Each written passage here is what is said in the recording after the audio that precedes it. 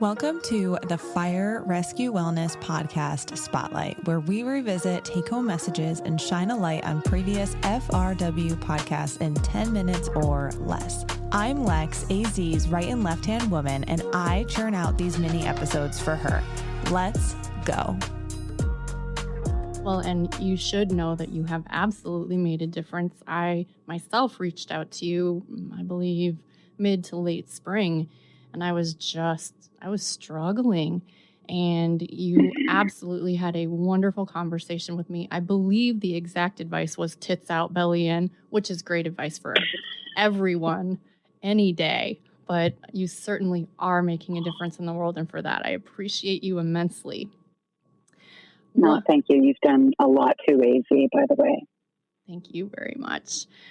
One of the things that I heard you say when I met you in your keynote, it was a quote about managing an airway or managing the airway as a first responder. Can you riff on that for a little bit, Wendy? Can you tell us your whole quote and then tell us what that means?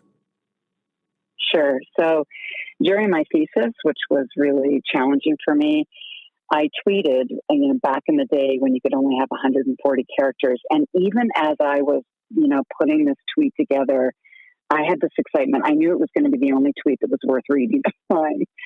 And it was really a summary of my thesis and now my focus. And it went something like this.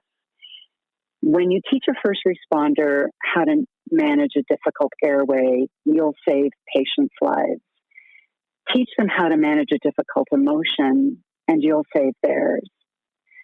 And that is really what my thesis and my focus is about, because as an educator in the paramedic program and the only female and technically non-paramedic, I kept asking, when do we teach these kids, because I'm older, when do we teach them how to engage with trauma safely?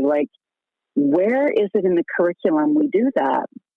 To which, the classic answers, well, they know what they're getting into, was really the resounding. They're here, therefore they're resilient, and they understand the risk and the sequelae of working with trauma. And I kept saying, is that true, though? How is that possibly true that a 20-year-old walking into college gets what it's like to pick people up off the pavement?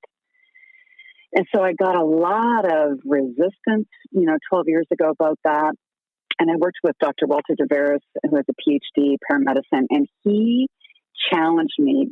And some days I didn't like him very much for the challenge, but I'm so grateful to him because it really made me sharpen my spear. And he kept saying, bring me the research, show me the research, because I was falling into a mindfulness practice, coping with a divorce on my own. And as an anatomy and physiology teacher, I was like, why is this stuff working so well? And so I got curious.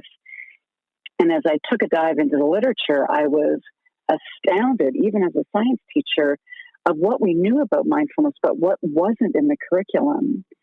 And so I just wanted to really, bring this to the paramedic program because I knew what they were up against and I knew what was missing, which is to fill that gap. And that's what I'm all about. And as a first responder myself, Wendy, I can assure you that in the United States, as well as what you found in Canada, when I started almost 20 years ago, there simply was not any preparation whatsoever. And it's not so much that there was any sort of a stigma for asking for help. I didn't know I needed help. I didn't even understand what was happening to me. And I tell this a lot of times, but I was very lucky because of my health and fitness background. The things that kept me safe and alive, which were focusing on my sleep, focusing on my nutrition, and the moving my body in a meaningful way almost every day, those things helped contribute to sort of refilling the buckets that were emptying so quickly. But if I had had any training prior of, hey, this is what's coming, this is what you need to watch out for, it would have been tremendously, tremendously helpful.